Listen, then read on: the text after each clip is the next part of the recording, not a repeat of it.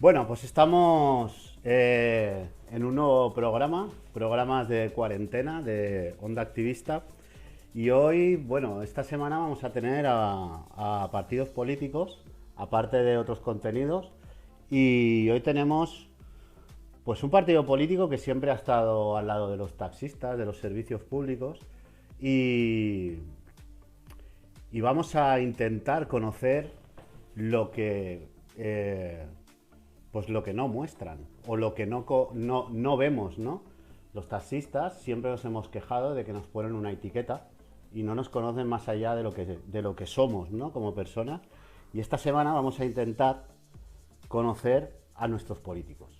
Nuestros son todos, porque todos las decisiones que... bueno, todos no. Pero todo lo que dicen... Vaya caras han puesto por ahí. Vaya caras. Pero todas las decisiones que toman, pues nos repercuten a todos. Entonces, bueno, vamos a empezar, no me voy a enrollar más, que luego tengo muchas cosas que decir. Y vamos a empezar por Jessica. Bueno, dinos quién eres, preséntate, aunque creo que ya te conocemos, pero preséntate tú misma. Bueno, pues yo soy Jessica, soy la presidenta del grupo parlamentario de Catalunya en Comú Podem.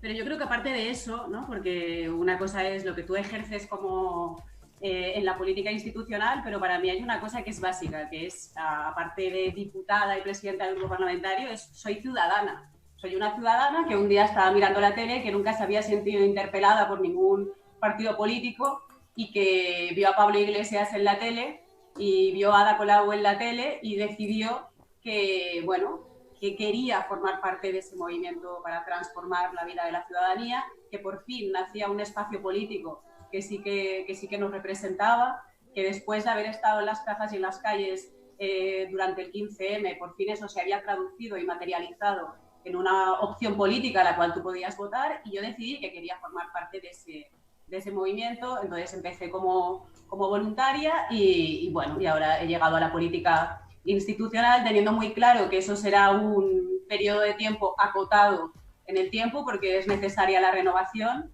y sobre todo porque los partidos son una herramienta que yo creo que son necesarias, pero que no hay que olvidar que se hace política desde muchos otros ámbitos y que creo que no hay que agarrarse al sillón y que es imprescindible la renovación. Por tanto, si no queremos que se perpetúen las lógicas de los partidos que han estado hasta ahora y que no nos representaban, pues tenemos que tomar mucha nota. Entonces es ciudadana, aparte de eso también soy feminista, soy periodista, soy de Valencia y llevo 10 años viviendo en Cataluña, concretamente en Barcelona, por tanto esta también la siento obviamente mi casa y en estas estamos. Yolanda. Espera, ya te lo pongo yo. Me encanta llevar el control. A ver. Ahora.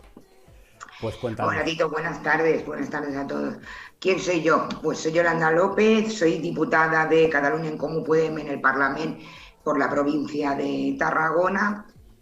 Y bueno, creo que Jessica ha expresado un poco, creo que lo que somos todos aquí. Yo me acuerdo que la primera vez que a mí me trataron como política, como aquello que cuando te llaman y no te reconoces y no te vuelves, ¿no? Porque parecía, no me identificaba. Creo que somos y que estamos, creo casi las personas que pertenecemos Podemos, en este caso creo que somos 4 diputados de la coalición Cataluña en Comú Podem, pero todos venimos de Podemos, somos la voz o el vector para que los ciudadanos en el Parlamento, para ayudar a los ciudadanos a que sus reivindicaciones, sus políticas salgan desde una lógica institucional.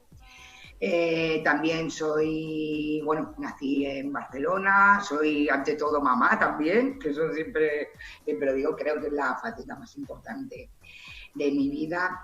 Y bueno, mirando en estos tiempos extraños que nos ha tocado vivir, que hace 2 meses ninguno nos lo hubiéramos imaginado, mirando con preocupación todo, pero a la vez sabiendo y con la tranquilidad que hay un gobierno estatal pues que esta vez no solo ha primado la economía en grandes rasgos, sino que ha primado el salvar a la gente, el proteger a la gente y el proteger el empleo y a las personas más vulnerables. A Conchi la voy a dejar la última. Lucas, cuéntanos, ¿Qué a tal, ver. Tito?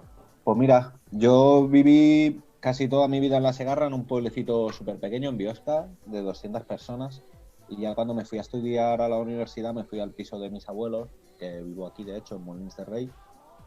Y ya en la universidad ya empecé, era una época muy movidilla entre la generación que peleó contra el Plan Bolonia y los que peleamos en el 15M. Y yo me empecé a politizar en la universidad y a partir de ahí empecé a militar en Molins de Rey, abrimos un centro social, montamos movimientos, montamos la paz, hacíamos charlas, hacíamos muchas cosas.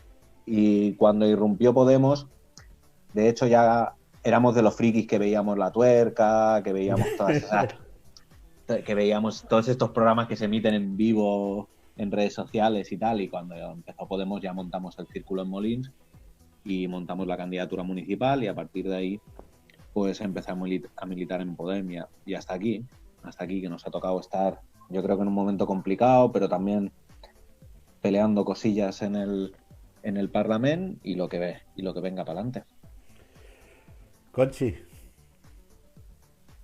andaban. Vale, se me oye bien, ¿no? Porque Sí. me va fatal el wifi. Bueno, yo soy Concha Bellán, desde hace un añito estoy como diputada en el Parlamento, pero bueno, y cuento los inicios, pues llevo desde muy pequeñita, que además pues me he criado en un barrio muy humilde y muy obrero de Barcelona, que es Buen Pastor, y a partir de ahí pues empecé a entender no la política institucional o partidaria, sino el cómo se hacía política desde los barrios, que era pues como activista peleando pues desde la asociación de vecinos y desde entidades y movimientos sociales. Vengo más del movimiento asociativo, o sea que no es tanto de movimientos sociales, que también he participado, y después de pues muchos años insistiendo mucho en picar pared con partidos políticos de decir que ya estaba bien, que nos escucharan y demás, cuando nació Podemos, pues di la oportunidad de poder estar desde dentro de un partido para abrir la puerta a todos esos movimientos sociales, entidades y demás, para que pudieran tener un acceso directo para poder vehicular esas demandas y trasladarlas para que fueran leyes que beneficiaran al conjunto. Bueno, y entré en Podemos por eso, desde abajo como todos los demás compañeros, hasta llegar a donde está. Cuando empiezas y te empiezas a meter pues en las cosas, ¿no? Yo sobre todo las últimas 2 semanas estoy sintiendo algo cuando os veo, cuando uno se mueve pues en los círculos del activismo, movimientos sociales, pues lee cosas, ve cosas, ¿no? Y me he sentido muy identificado con todo lo que se está pasando.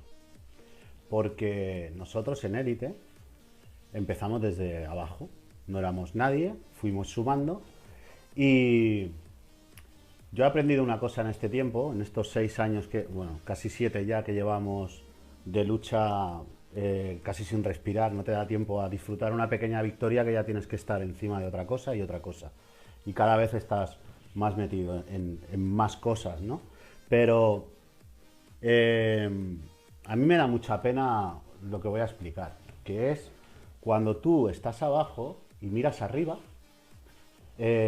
todo es más fácil. ¿Por qué? Porque solo tienes que empujar hacia una dirección. No tienes que contar nada más. Tú luchas por tus derechos, ¿no? Y ya está. Pero cuando llegas arriba, arriba quiere decir un sitio donde tus decisiones afectan a las personas, ¿no? Entonces tienes que poner en una balanza, porque cada decisión que tú tomas, siempre va a haber una parte en la que se va a sentir perjudicada o traicionada. Entonces, ¿qué se siente cuando tomas una decisión sabiendo? Porque aquí es donde viene el dilema. Todos sabemos, creo que todo el mundo sabe que todo no se puede conseguir. Ojalá.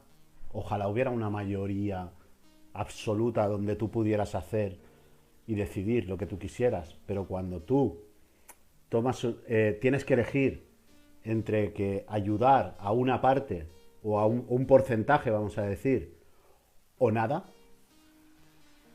y tomas esa decisión para ayudar a esa parte que lleva años luchando, pues por ejemplo con el mundo de la cultura, que hemos visto pues lo que ha pasado en el Parlamento. A mí hay una intervención tuya, Jessica, que he visto del Parlamento, creo que es de ayer o antes de ayer, que a mí me ha llegado. Que tú hablas de que os habían insultado y tal, y yo te he visto ahí, te he visto herida y rabiosa, y te entiendo, ¿eh? Te entiendo porque yo me he visto así también. ¿Qué se siente? O sea, ¿sientes decepción, rabia? ¿Sientes que lo has hecho bien?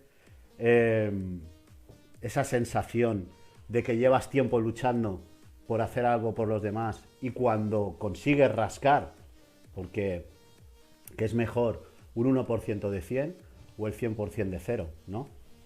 Esto un sabio que tengo por aquí por casa siempre me lo decía, siempre me lo dice. Entonces, ¿qué se siente cuando tu propia gente dice cosas como las que dicen? Sí, para mí hay algo que es clave, que es básico y que creo que lo podemos aplicar a la política y a cualquier esfera de la vida. Y para mí es irme a dormir tranquila y saber que he llegado al máximo. Entonces, hay una premisa que es básica, que es no perder de vista quiénes somos ni por qué estamos aquí.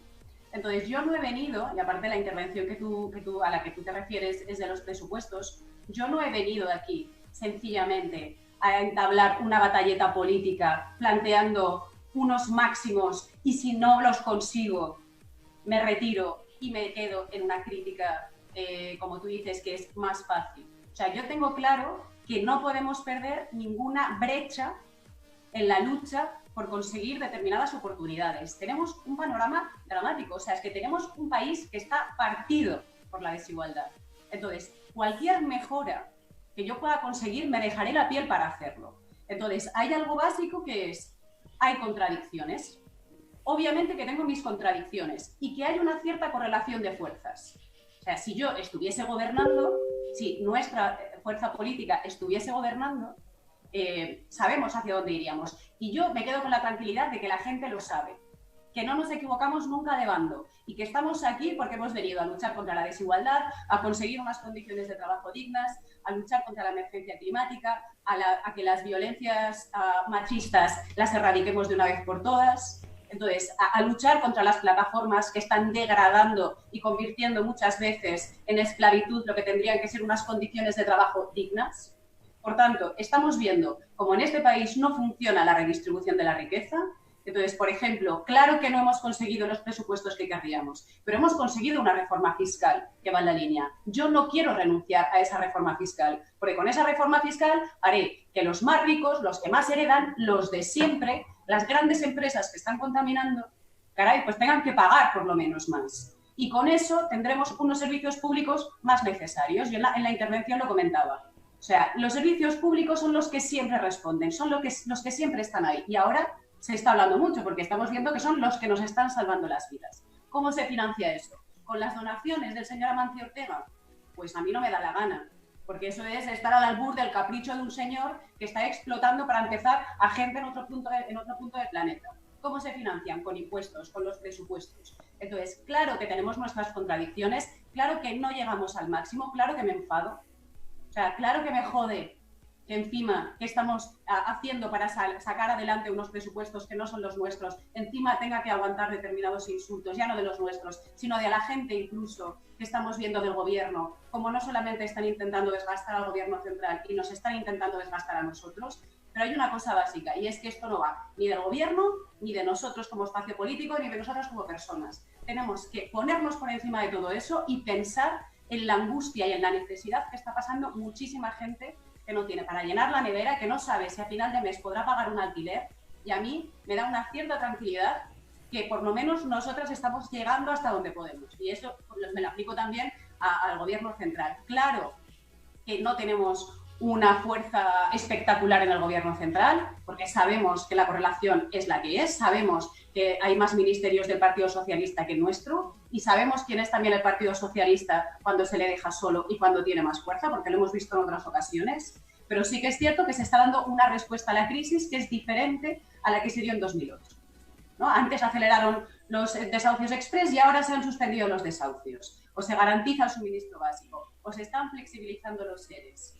Es decir, que se está haciendo una serie de medidas que obviamente dentro de todas las limitaciones, y como no las queremos tener, por eso nos presentamos a las elecciones, intentamos hacerlo lo mejor posible para que la gente nos vote más, pero hasta donde estamos yo no me quiero quedar como una fuerza inútil. ¿De qué le ha servido a Ciudadanos ser los principales líderes de la oposición en Cataluña si no han conseguido un solo acuerdo? ¿Para qué? Pues yo prefiero, en la medida en la que yo pueda, resolver y ayudar a la gente, porque para eso me pagan. Es que es tan fácil como eso. Para eso me presentan las elecciones y para eso nos pagan. Para resolver hasta donde podamos. Y obviamente yo lo que quiero es que la gente nos deposite más confianza cada vez que nos presentamos a las elecciones para tener más fuerza y que nuestro programa, que consideramos, estamos seguras, vamos, que es el que más responde a las necesidades y a las preocupaciones de la ciudadanía, pues poderlo poner en práctica. Yo qué sé, que hable el que quiera, la que quiera. Yolanda. Bueno, toda... que quiera, pero Yolanda habla. No. Creo que Jessica lo ha explicado clarísimo.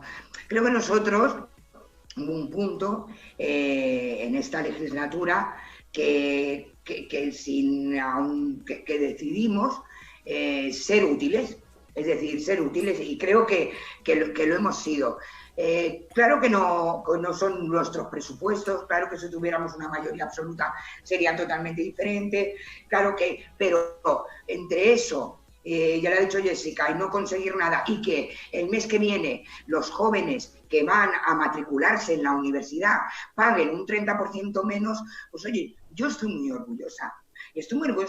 Y que nadie se piense que no os ha peleado, ¿eh? Han sido 6 meses de trabajo, 6 meses de lucha, que cada cosa que le hemos arrancado de los 58 puntos, cada punto que le hemos arrancado al Govern ha costado la vida. La prueba está que el año pasado se intentó y a la primera de cambio ya no pasamos de la reforma fiscal, no quisieron. Y a ver, lo hemos luchado, nos planteemos ser útiles, y creo que entre eso y haber hecho el viernes, que estoy muy orgullosa de los compañeros que estuvieron en el Parlamento con una postura complicada, con una postura difícil, con 15 horas allí metidos, defendiéndolo, entre haber estado allí y que solo hubiera servido para hacer un discurso bonito y regalar 4 titulares a prensa a haber conseguido que esos estudiantes paguen el mes que viene 30% menos, haber conseguido de que parte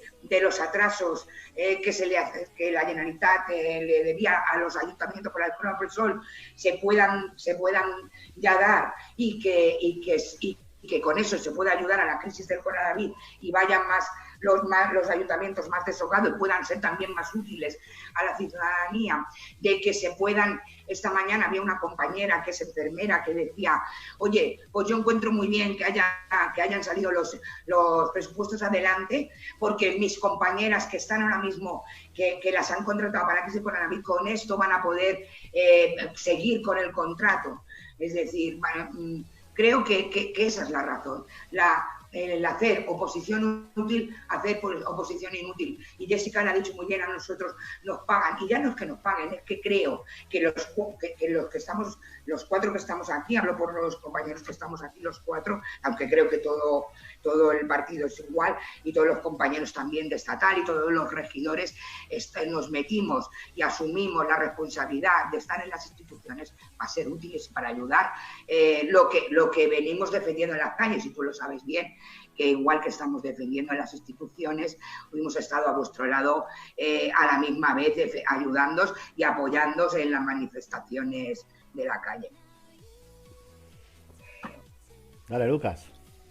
Yo es que creo que lo que nos ha tocado vivir no es muy excepcional, es normal y forma parte de la normalidad política. Otra cosa es que haya un clima político, especialmente en redes sociales, en ciertos espacios y tal, que no ayudan al debate, pero oye, creo que todo el mundo tiene que tener en cuenta que no ganar las elecciones no quiere decir que te quedes ahí calentando silla haciendo discursos muy bonitos y tal. Es verdad que la política tiene mucho de crear conciencia crítica. Nosotros somos un espacio que cree en las clases sociales, que cree que eso tiene una importancia a la hora de hacer políticas públicas, pero hombre, sería un poco una falta de respeto decirle a la gente, hemos sacado 8 diputados, nos quedamos aquí 4 años haciendo discursos y de aquí 4 años nos volvéis a votar. Yo creo que en política hay mucho de eso, de creerse que uno gestiona un espacio político. A mí me ha tocado gestionar un espacio de 8 diputados, le hablo a mi gente, le voy contando lo bonito que sería el mundo si gobernase yo, y mientras tanto con eso ya tiro. Creo que la hostia que se va a pegar Ciudadanos en las siguientes elecciones tiene bastante que ver con asumir que la política es eso. Y la política es intentar ser útil. Oye, si tú tienes la oportunidad de conseguir 4 cosas en la legislatura, coño, no la desaproveches. Porque en nombre de quién la estás desaprovechando tú. Creo que hoy en día uno abre Twitter y tiene una percepción de la sociedad que no es real. En Twitter parece que haya partidos que vayan a arrasar y luego están en las mínimas. Pero en la calle no.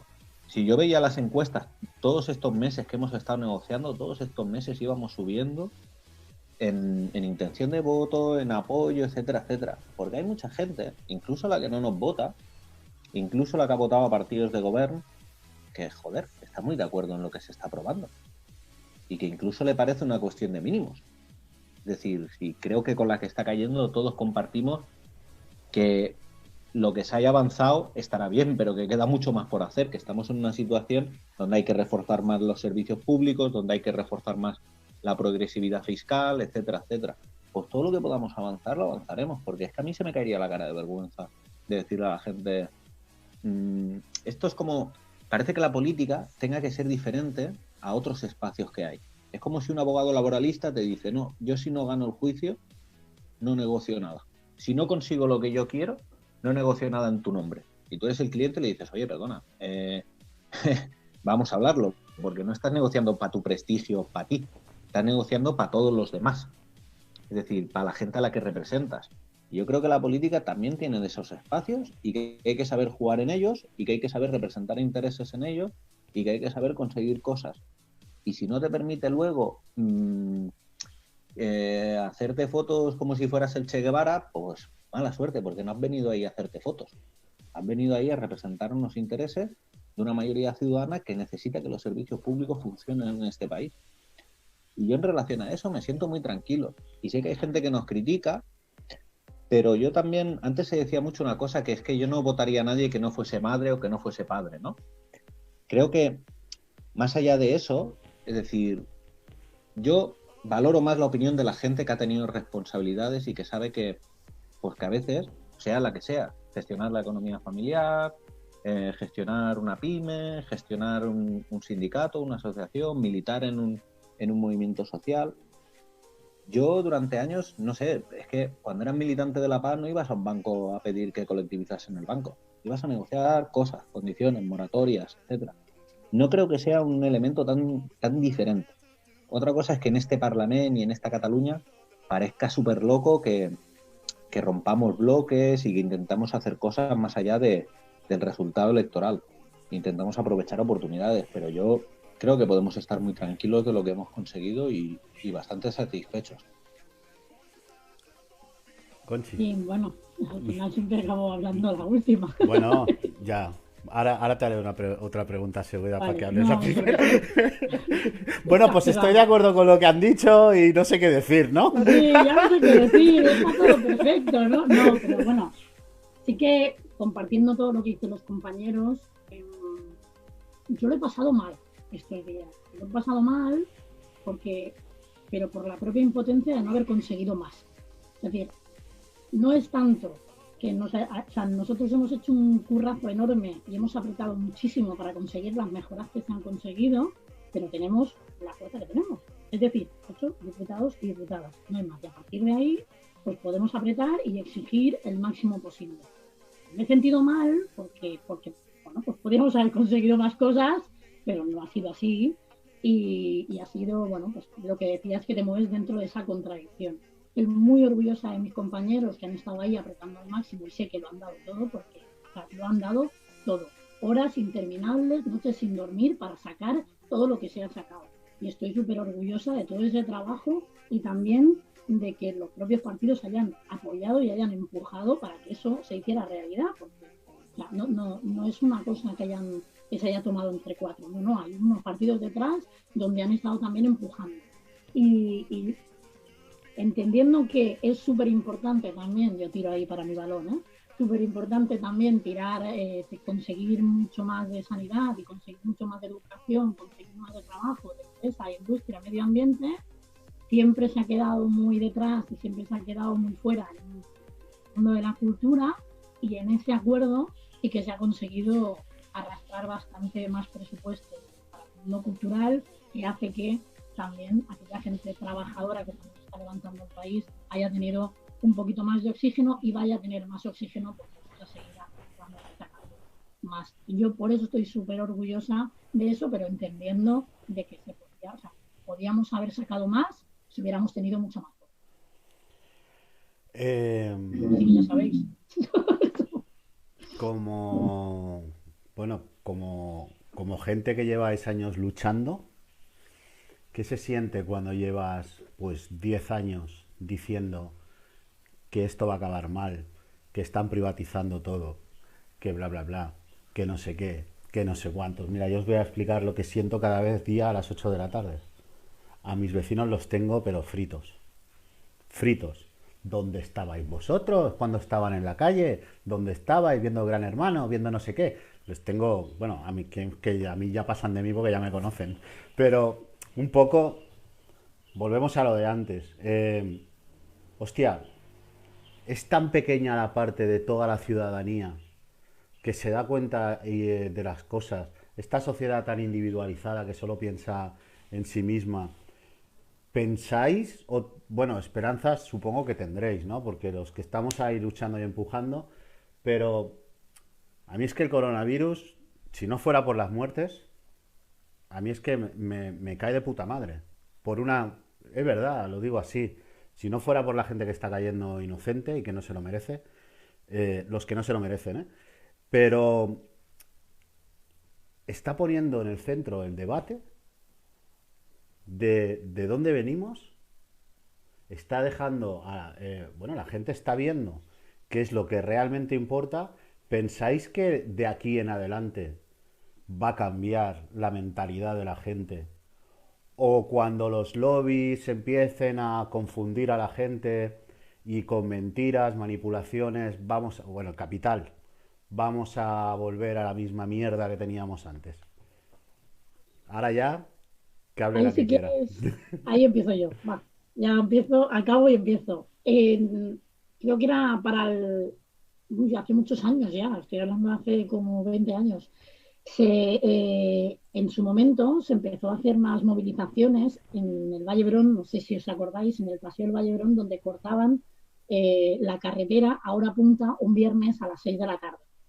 Y te hablo de hace 20 años. O sea, que estaba yo estudiando peluquería en el Instituto del Vallebrón y todos los viernes salíamos antes de clase y, bueno, salíamos cuatro, al final éramos cuatro solo, salíamos cuatro y nos íbamos a apoyar a los trabajadores de la sanidad porque les estaban empezando a recortar salarios. Y te hablo de hace 20 años. Ya se empezaban a hacer privatizaciones del sector de la sanidad. Éramos cuatro, en ese momento empezó a moverse mucha más gente y luego, a medida que iban pues, cada viernes, cada vez éramos menos. Después de eso han habido movilizaciones y cada vez había menos gente en las propias movilizaciones y había incluso gente que se autodenominaba de izquierdas que venían diciéndote de que, bueno, si tenemos que vaciar un poco el sistema sanitario, pues a mí no me molesta nada pagar una mutua y me voy a la mutua. Y eso lo decía gente que, bueno, lo hacía con todo su buena fe de voy a pagar una mutua porque así ya no colapso la sanidad, ¿no? Y al final era como una rueda de que se iba dando más pasta a la privada en vez de estar pues, dándole pasta a lo que necesitaba que era la pública.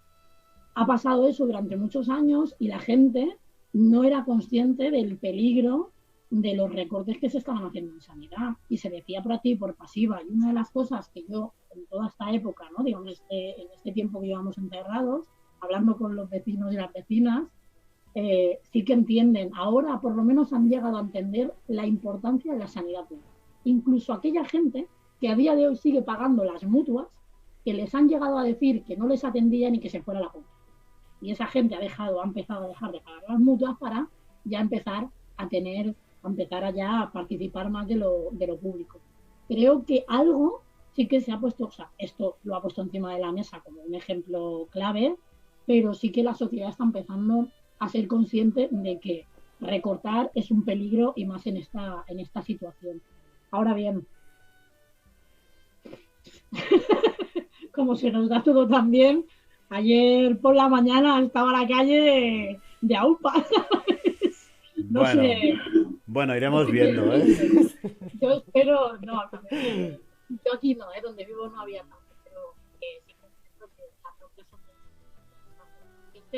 y que también lo sean los políticos y que al final los políticos también hagan políticas valientes que defiendan la sanidad no solo a las 8 de la tarde aplaudiendo, como lo han hecho muchos políticos que han sido culpables de los recortes, sino que además empiecen ya a tomar conciencia de que necesitamos pasta para mantener los servicios públicos.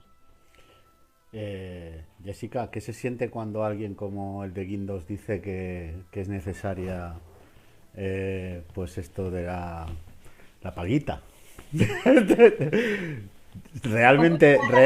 ¿Realmente a una persona así se la cree o siempre hay algo detrás? Sí, a ver, yo me la creo. ¿Por qué? Porque básicamente si la gente no tiene dinero no puede consumir y si la gente no consume el sistema no funciona. Es decir, él realmente yo creo que no quiere la paguita para salvar a la ciudadanía, él quiere la paguita para salvar al sistema. Entonces, yo creo que esto hay que ser muy claro. Yo el otro día también en el discurso lo dije muy claro. El tema del ingreso mínimo vital o la renta básica universal o el nombre que le queramos dar, está bien. Y de hecho nosotros siempre lo hemos defendido como espacio político. Ahora bien, está bien siempre que vaya acompañado de una estrategia global en la cual se blindan los servicios públicos, que son los que realmente generan relaciones sociales, y también, ojo, porque este tema también es importante desde el feminismo, repensamos la manera en la que se reparten los roles y la distribución del trabajo. ¿Por qué? Pues porque sencillamente depositando la responsabilidad individual de ahí va una paguita, esto puede ser que al final más mujeres se quedan en casa y siguen cargando con todas las tareas domésticas y todos los trabajos reproductivos, ¿no? Y puede ser también que incluso, porque ya se da en algunos países conservadores, tú tengas tu renta y eso quiere decir que tú con eso te pagas tu mutua. No tienes derecho a un servicio público de sanidad, de educación o de servicios sociales. Con lo cual, la paguita que tú dices está muy bien, pero siempre que vaya acompañado de una estrategia global de blindaje de los servicios públicos. Y también sobre lo que comentabas de ahora hay gente que parece que se suma al carro de la defensa de los servicios públicos. Hombre, pues a ver, siempre da un poquito de rabia de decir, coño, ya podíais haber despertado antes, pero también es cierto que yo creo que hay que sencillamente dar la bienvenida, porque es algo bueno. Entonces, ojo, ¿por qué? Porque yo ya estoy viendo que el gobierno está haciendo, el gobierno de la Generalitat ya está haciendo el relato de, obviamente no podemos volver al mismo sitio del que partíamos. Pero ¿qué puede pasar? Que se quede solamente en relato, porque esta gente es experta en relato. Pero que luego los hechos no vayan por ahí. ¿Cómo tú te comes? Que te digan, claro, no podemos volver al mismo sitio, hay que blindar servicios públicos, porque esto ya se ha convertido en un mantra, pero paralelamente, dentro de 1, 2 o 3 semanas, no sabemos cuándo, tendremos un pleno donde nos traerán un decreto de financiación de la sanidad privada.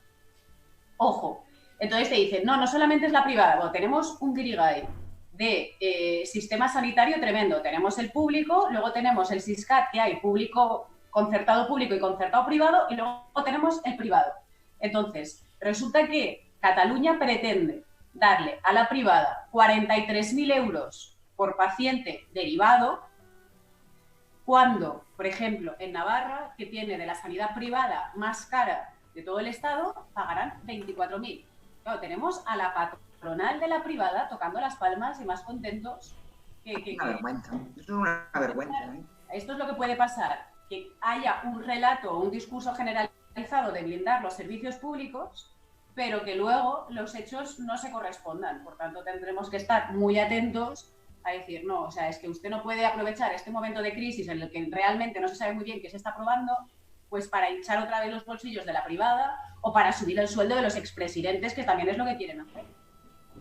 Entonces, ojo con esto. Claramente de esta crisis hay 2 posibles salidas, ¿no? Hay una disyuntiva que es, podemos salir, pues como digo, con un bonito relato, pero que volvamos a ver cómo se mantiene un modelo, por ejemplo, en el caso de las residencias, que es infame, que se ha mercantilizado, que no se han actualizado las tarifas desde hace 10 años, que tenemos la mayoría de veces a mujeres con unas condiciones lamentables a nivel laboral, o realmente que haya una conciencia social. Y creo que también como fuerza de izquierdas tenemos que saber articular eso para que eso se traduzca, ¿no? Los aplausos en los balcones se traduzcan en políticas públicas para que no nos volvamos a encontrar en una situación como la de ahora.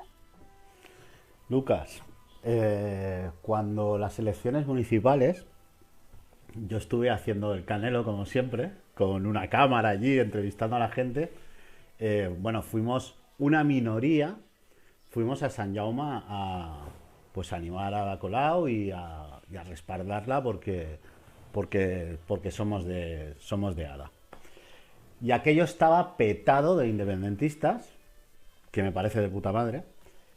Y yo flipé, porque decía, hostia, me están insultando. Decía, mira el taxista, me están insultando. Me llegaron a escupir, pero mujeres mayores, estaban totalmente idas de la castaña, de verdad, yo las miraba y decía, hostia, tío, pero, o sea, ¿piensas que se podría mejorar porque claro, es que hay gente que está defendiendo algo que va contra sus intereses como trabajador. O sea, la gente, ¿cómo se podría, a lo mejor, qué falla aquí? Porque, ¿por qué no se pone lo que vota la gente en los plenos, en los partidos políticos, para que la gente vea que están votando algo en contra? ¿Cómo por decir, aquí yo defiendo mucho a la CUP, porque al final la CUP es lo que es, defiende lo que defiende, bueno, y también tiene sus contradicciones, como las tienen todos los partidos, pero bueno, te guste o no, son lo que son, y defienden lo que defienden. Otros juegan a ser trileros, ¿no? Sobre todo en el tema social. Un partido como Esquerra, creo yo, que nosotros lo hemos sufrido en nuestras carnes con el taxi. Cuando el decreto, que no veas si costó, bueno, costó, pues mira, parar toda la economía. ¿Se podría mejorar eso? ¿Qué le pasa a la gente? ¿Qué le pasa? Porque yo entiendo que yo entiendo que eres independentista, pero coño, si eres independentista y te están robando tus derechos, te están privatizando todo, coño, pues vete con la CUP, que es el que defiende, el que está a favor de los servicios públicos, ¿no? No el que está en medio. Digo, como reflexión, que esto es lo que yo les digo. Te voy a contestar, pero yo diría que en general, lo digo porque hay un cierto relato que culpa mucho a la gente.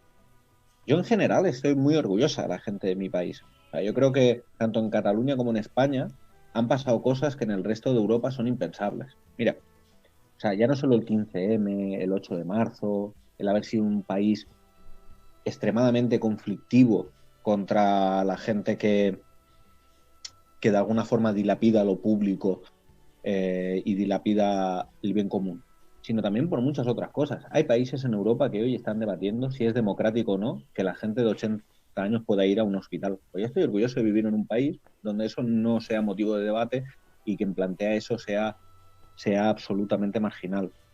Pero también es verdad que a veces nos sorprendemos de cosas que no nos tendrían que sorprender ya. Hay veces, hay gente que se escandaliza por la oposición que hace el PP y Vox con el coronavirus.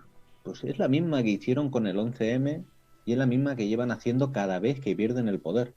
Gente que se escandalizó viendo a las bases de Junts per Catalunya delante del ayuntamiento insultando a la gente.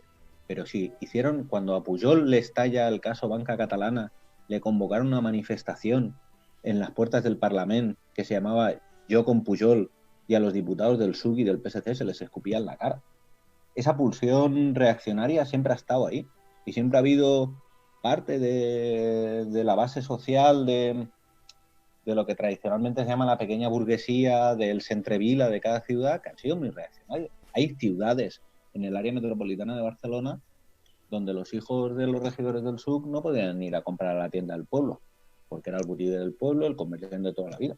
Y eso pasaba aquí, no hace tantos años. Es decir, yo no me sorprendería mucho de eso. Pero entre esa gente, y es lo que decía antes del Twitter, esa gente son 4 gatos. La mayoría de gente, sea vote el espacio político que vote, no es tan sectaria como esta gente. Y yo creo que eso es el mayor mensaje que podemos mandar y la mayor confianza que podemos tener en que esto se puede cambiar. Y es que esa gente son una minoría. Y quien vota incluso a esos espacios políticos muchas veces los vota a pesar de esta gente. Porque nunca serán... Fíjate que casi todas las expresiones puramente más, si quieres, más sectarias que ha podido haber en este país, Plataforma per Catalunya, primarias, tal, todo esto ha sido absolutamente marginal. Y si a Junts per Catalunya le vota gente, no es por esa gente, es porque hacen otras cosas, tienen una estructura municipal bien montada, tienen alcaldes, tienen regidores que trabajan para su municipio, y yo creo que es ahí donde hay que disputar. Yo no creo, o sea, sí que creo que estos 40 años se ha individualizado mucho la sociedad, pero yo creo que eso es disputable. Hace 40 años había grandes sindicatos, había ateneos populares, había partidos que organizaban la vida política y cultural en los barrios obreros, había curas de barrio, había un tejido social que hay que reconstruir, las relaciones de vecinos, etcétera, etcétera. Y eso es donde yo creo que hay que aportar, sobre todo. Porque el Parlamento no puede con todo y los diputados no pueden con todo. Hay que construir espacios donde podamos defender lo público y lo común con la gente. No solo partidos cerrados en sí mismos. Y yo creo que en la medida que podamos hacer eso, la gente siempre va a estar ahí, siempre va a responder. Y es que hoy, años y años después, hay un desahucio en un piso del ensanche y va la gente a intentar pararlo. Es que, pero como esta, un montón de cosas. Y yo creo que hay que confiar en la gente, y si no tenemos los buenos resultados que consideramos que tendríamos que tener, porque consideramos que tenemos razón y están pasando cosas graves, quien debe aprender somos nosotros. Y quien debe intentar cambiar y debe intentar mejorar somos nosotros, porque la gente siempre ha respondido. Esta cuarentena, ¿quién se podía imaginar que en un país así donde parece que Twitter sea el país, la gente que iba a estar 40 días en su casa, saliendo a las 8 de la tarde a aplaudir, manteniendo las normas de seguridad, muchos de ellos pasándolo muy mal. Muchos de ellos habiendo abierto una pyme o siendo autónomos, todo el día pensando cómo coño voy a pagar la luz, el agua, el no sé qué. Con gobiernos, el nuestro también, que muchas veces ha reaccionado tarde, que tú pides un ERTE hoy, no te pagan hasta mediados de mayo porque si no lo pides antes de no sé qué día, tal, con un montón de problemas, y la gente siempre ha respondido. Y a veces nos dejamos llevar mucho por anécdotas. 4 fotos de Barcelona, de no sé qué, de no sé cuántos, y todo el mundo se pone las manos a la cabeza, como cuando se enviaban fotos de los metros colapsados y luego no eran de ese día y luego no sé qué. Yo confío mucho en la gente. Yo creo que este país... O de mí así gordo, fíjate, te he hecho un figurín. Has hecho un pincel. Yo creo que hay que confiar en la gente, pero también hay que ser valiente y intentar canalizar eso políticamente, intentar dar una respuesta política a lo que se está pasando. Porque si no es condenar a la gente a vivirlo solo, y solos no vamos a poder afrontar esto. Yolanda, ¿qué se siente cuando la gente ahora, por ejemplo, con todo esto que está pasando, ataca mucho al gobierno? Pues ese es un tema que quería hablar, ya lo ha adelantado un poco Lucas, se ha adelantado. Por ejemplo, esta situación está sobrepasando a todos los gobiernos del mundo, porque es algo que para esto nadie está preparado. Pero claro, a mí me hace gracia, ¿no?, de que se ataque mucho al gobierno, incluso gente, yo creo que va un poco más en la línea de la desesperación, ¿no? Porque a medida que van pasando las semanas, a pesar de los errores que se cometen, que luego se rectifica, que es totalmente lógico, aunque sea todo un gobierno, ¿no? Esto nos afecta a los 47 millones de personas de un país, de un día para otro, como aquel que dice, pero ¿por qué la gente tiene una memoria tan corta? Es decir, es que venimos de 10 años de privatizaciones, de corrupción. Bueno, me podría estar aquí los 3/4 de hora que quedan de programa aquí, y es que me quedo solo, y es que no tengo tiempo. ¿Por qué esa memoria tan corta? Bueno, yo no creo que sea que sea la gente, ¿eh? Ahí estoy con Lucas. Yo creo que es este sistema perverso, que los medios de comunicación tienen mucho que ver, y como que todo va muy deprisa y te meten una cosa encima de otra y hace que sin quererlo tú, lo que pasó hace 2 días como que ya ha quedado anticuado y ya no te acuerdas porque es más gordo, tiene más actualidad o le da más rebombo a esto. Pero sí, hombre, no es que duela.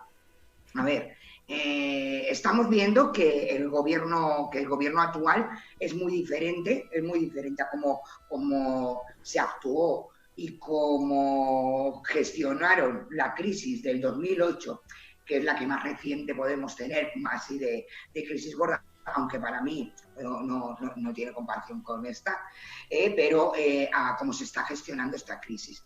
Lo he dicho al principio, creo que al principio de la intervención, creo que aquí se está priorizando el que nadie quede atrás, y eso es un gran logro de este gobierno. De ese gobierno, el que nadie quede atrás. Sí que tienes que ir, como tú dices, sí que vas con tanteo, porque es algo que no ha ocurrido nada, es muy diferente, es una cosa global. El otro día había alguien que decía, es como cuando bajas una montaña oscura o una montaña resbaladiza, vas poniendo un pie, afianzas, si ves que cede, pues te vas para el otro lado y te has equivocado y pones otro en otro lado, ¿no? Es decir, vamos con tanteo porque todo es nuevo, pero sí que podemos estar orgullosos que creo que de todos los países de Europa, España es el que más está gestionando en el tema laboral y en el tema social, lo está gestionando mejor, y un buen ejemplo podría ser en que sin haber los trabajadores, sin tener derecho a prestación porque no llevan todo el tiempo cotizado, no se podía dejar a esa gente sin ninguna prestación, y se les da la prestación igual que al que lleve el tiempo necesario cotizado para poder coger la prestación del PEO. El que en vez de EROS hayan sido ERTES, que eso hace que se mantengan que se mantengan los empleos, que no sea temporal, en que pues el marcador quede a cero, es decir, cuando esa persona vuelva al mercado de trabajo, cuando su empresa que le ha cogido ese ERTE vuelva a la actividad, estará cero para el paro. Es decir, no habrá consumido ni el paro, ni el desempleo, ni el tiempo. Todas estas cosas son importantísimas porque creo que es lo que hace que no se quede nadie atrás. Que hay otras prestaciones, por ejemplo, en el Govern de la Generalitat, que me ha enfadado mucho esta mañana, que ha salido el conseller con una medida en el que se le daba creo que son 200 euros a cada persona, a cada trabajador que esté en un ERTE, siempre que no haya cobrado la prestación. Y esto sería a partir del 20 de mayo. Todos sabemos que el 20 de mayo todo el mundo habrá cobrado esos ERTEs. Es decir, política de postureo. Es decir, ha salido a bombo y platillo, queda muy bien. Vamos a ayudar a todos los trabajadores con 200 euros. Todo el mundo habrá cobrado el 20 de mayo los ERTEs, todo el mundo. Es decir, hay gente que no la ha cobrado porque fueron una avalancha, nada más que en Cataluña han sido 640 y pico mil de trabajadores acogidos a ERTEs. Evidentemente, en menos de 15 días ha sido un colapso total de la tramitación. Pero en mayo la habrá cobrado todo el mundo, porque ya la ha cobrado muchísima gente. Política postureo. ¿Que te duele que esto a lo mejor la gente no lo vea? Yo creo que no. Yo creo, como dice Lucas, creo que esto nos está enseñando mucho y creo que la gente se está dando cuenta del postureo, se está dando cuenta de la gente que está en la oposición, nada más que poniendo palos en las ruedas y no ayudando en un momento tan difícil, y creo que la gente está dando cuenta, la gran mayoría, porque no nos olvidemos que somos un país de clase trabajadora, que las ayudas y el apoyo que está dando el gobierno a la clase trabajadora y a las personas más vulnerables es muy diferente a como se hizo en el 2008, que fue la anterior gran crisis. Cuando hace poco no se ponían de acuerdo el PSOE y Podemos, ¿no?, en las elecciones, bueno, después de las elecciones generales, y el PSOE volvimos a otras elecciones. Yo pienso que pensaban que iban a sacar más y podrían gobernar solos, pero bueno, pasó lo que pasó, y creo que fue al día siguiente o a los 2 días que salió que había gobierno de coalición. En ese momento, ¿qué sentisteis? Si os vierais las caras. Venga, Lucas. Yo obviamente estaba contento, pero yo soy de los que cuando pasan estas cosas me asusta más que lo que me pone contento. O sea, celebrar seguro que lo celebré, pero Jordi, es que gobernar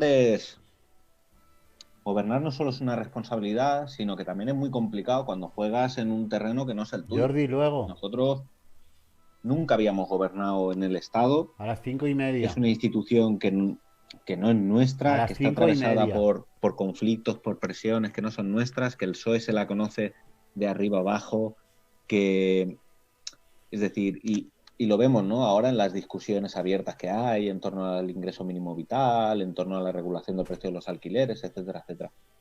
Pero creo que había que hacerlo. Creo que no había otra. Fíjate que había una discusión en el espacio, porque es histórica en la izquierda. Anguita, todo su proyecto político pasaba por sacar el máximo de diputados y presionar al PSOE desde fuera. Y sacó un porrón, sacó 19-20.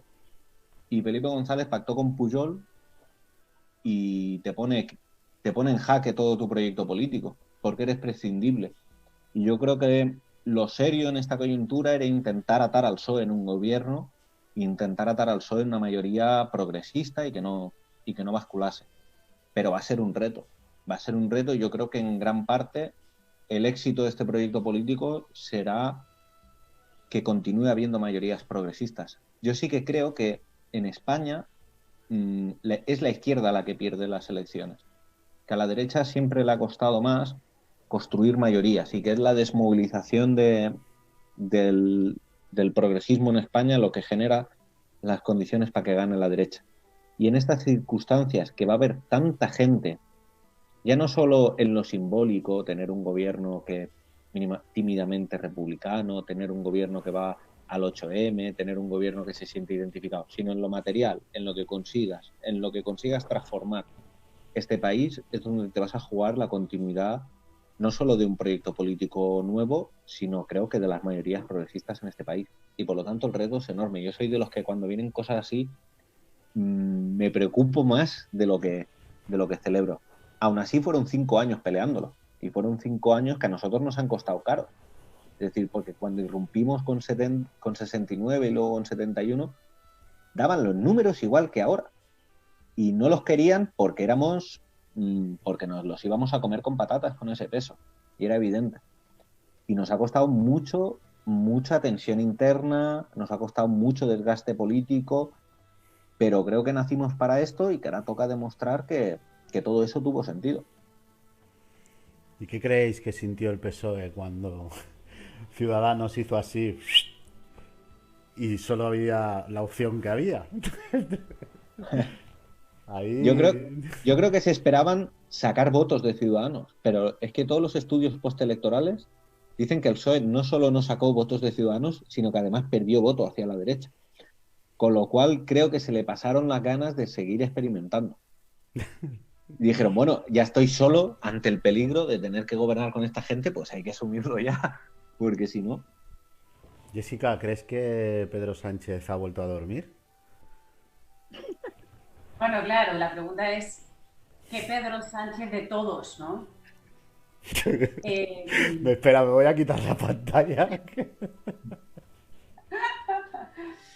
No, yo en la línea de lo que estaba diciendo Lucas, yo creo que gobernar está claro que desgasta, pero te tengo que confesar que creo que vale la pena, y más en la situación en la que estamos.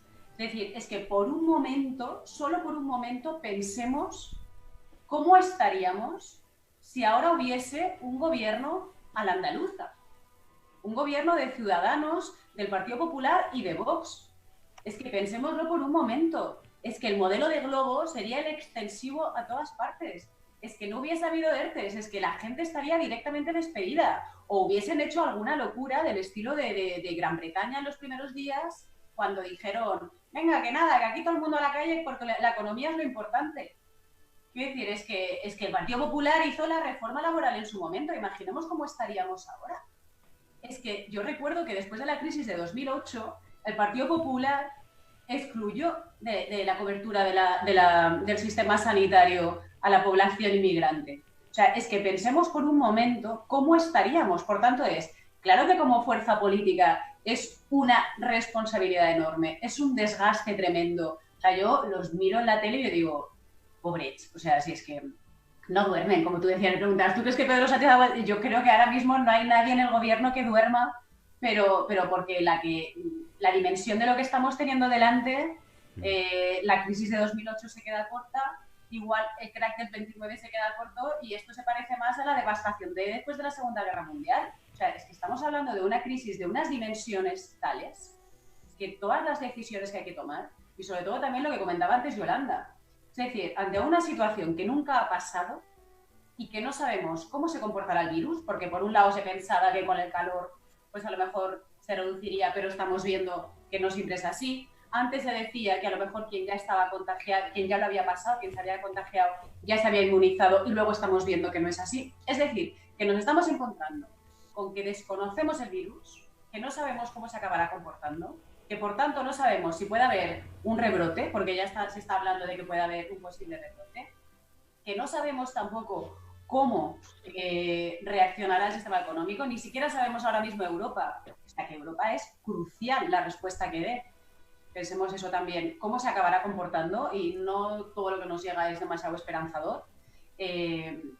Por tanto, o sea, no duermen, a mí me sabe mal por ellos, pero te he de confesar que me da una cierta tranquilidad que tengamos este gobierno y no tengamos otro gobierno. Y como no sé cuánto dura esto, ni si tendré más turno de palabra, yo quiero decir aquí una cosa antes de por si acaso.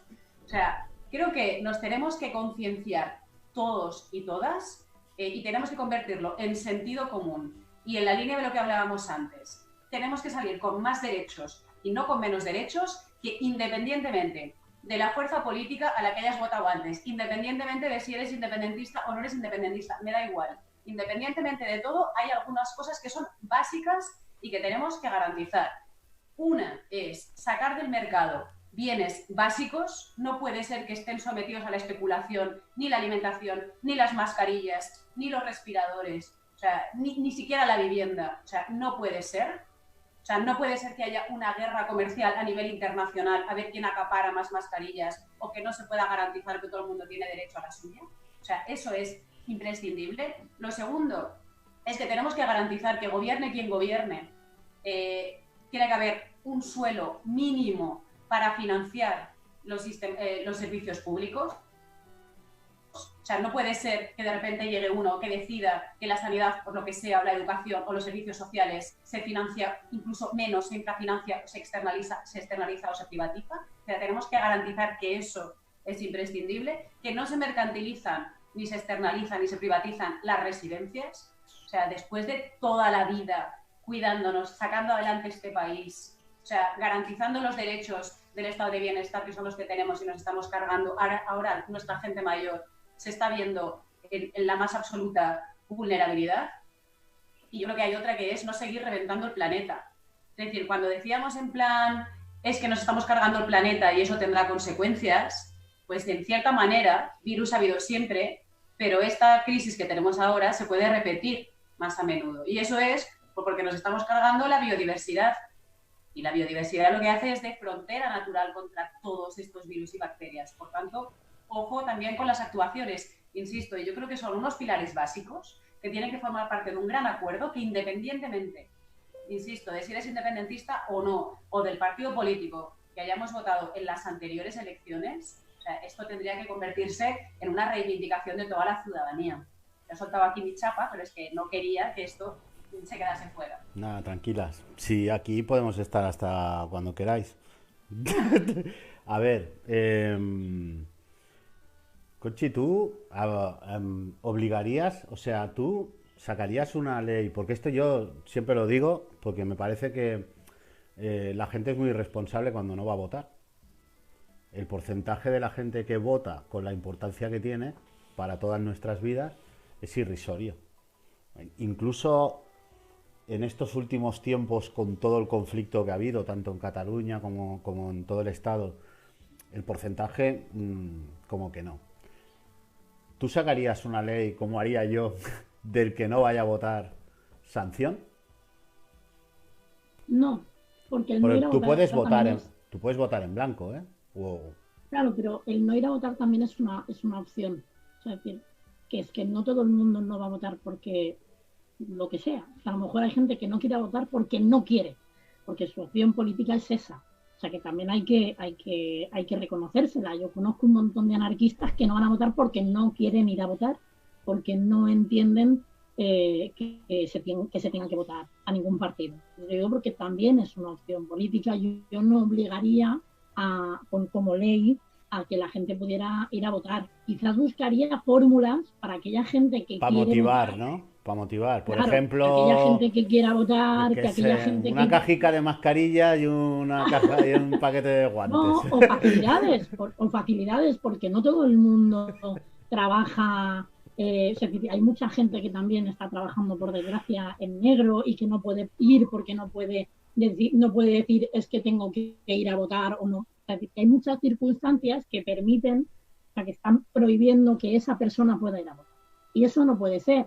Hay gente que está cuidando 24 horas a familiares en casa y no pueden ir a votar, porque el salir de casa significa dejar a alguien en casa solo, y es una persona que no puede, ¿no? Yo quizás miraría de facilitar que todo aquel que quiera votar y que no va, que buscar la fórmula que sea para que pueda hacerlo. Pero el no votar también es una opción política y como tal debemos de dejarla que pase. Vamos, que yo durante años no he votado y era mi opción política, o sea que lo digo por eso. Quizás no obligaría a la gente, porque la gente que quiere votar va a votar. Y la que no puede, a esa gente es a la que sí que nos tendríamos que tendríamos que pelear para que sí que pudiera, de múltiples formas, pero que pudiera. ¿Qué cambiaríais de cuando estás en la calle y llegas a la institución, pues madre, ¿no? De Cataluña? ¿Qué cambiaríais del sistema de cómo funciona, del Oh, funcionamiento? la burocracia completa, íntegra, toda la burocracia.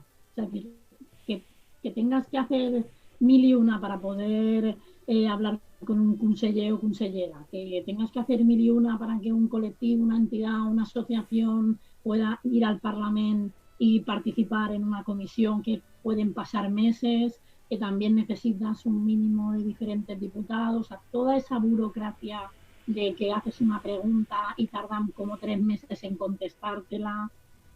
Todo eso es burocracia pura y dura para que los partidos que están en la oposición acaben agotándose a preguntas, a insistir y a propuestas.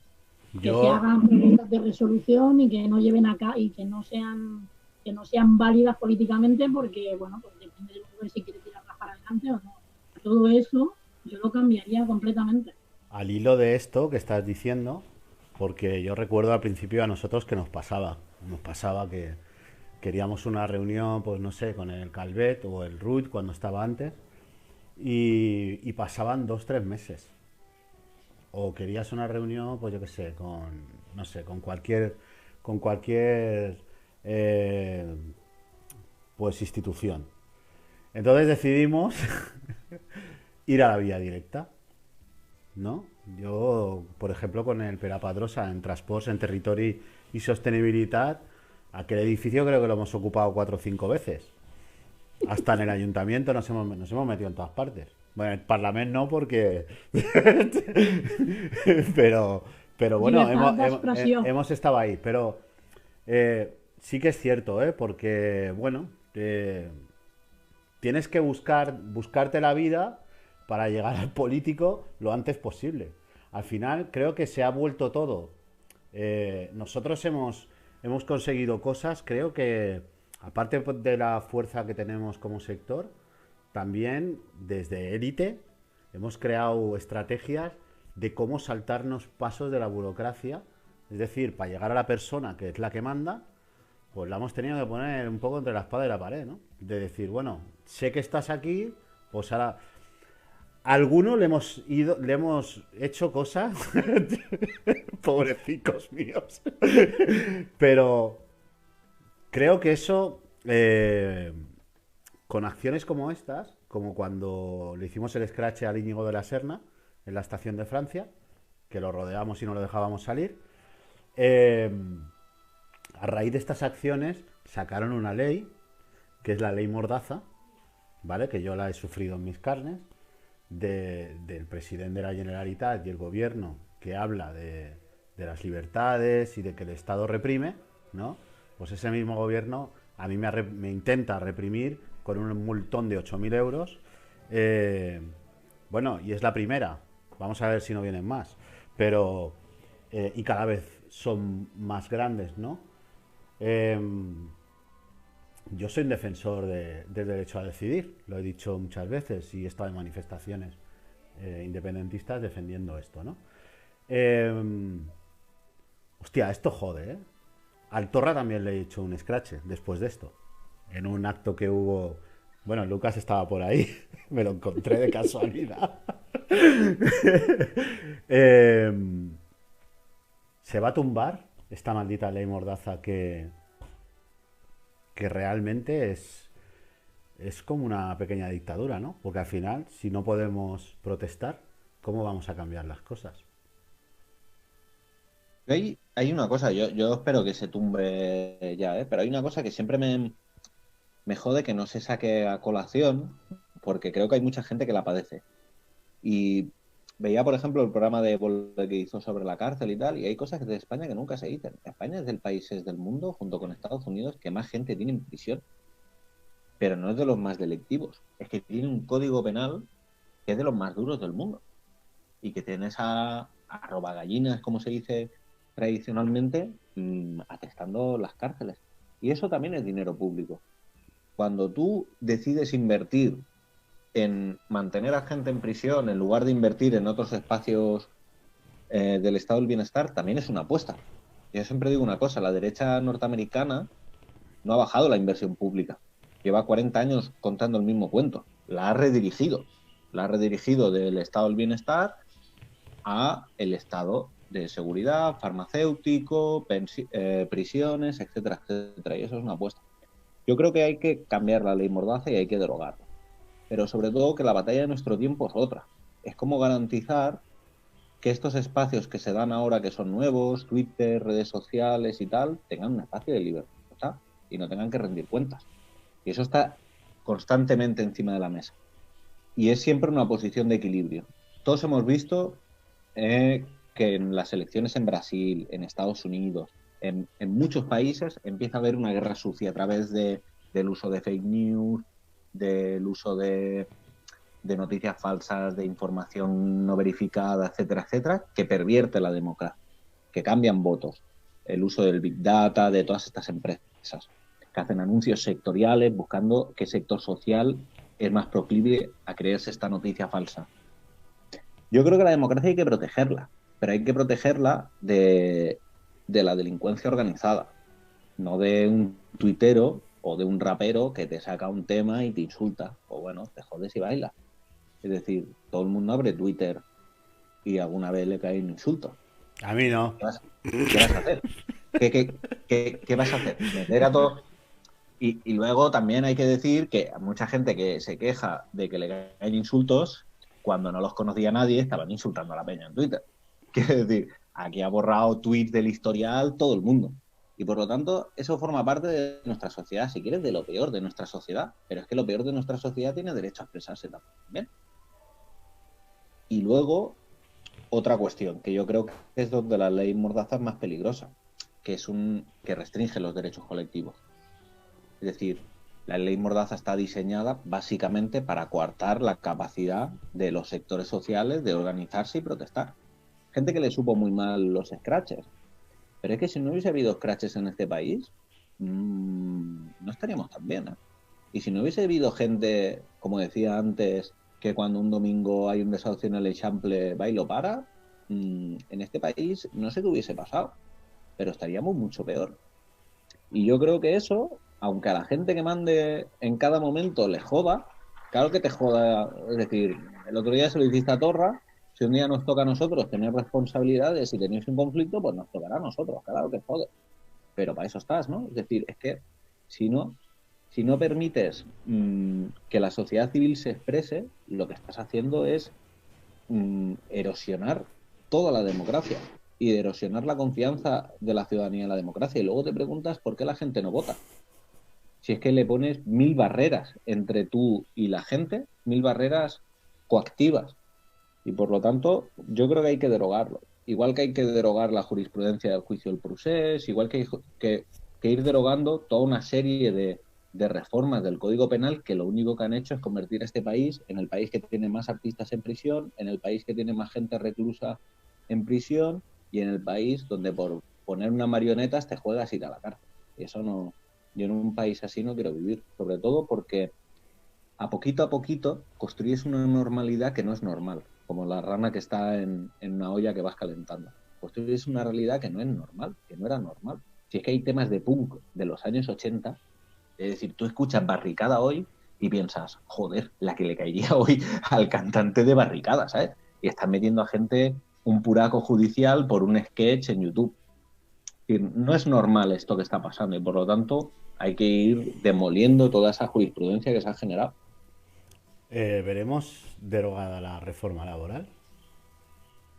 Y tú Sí, calla, Lucas, calla, que hable otra. Sí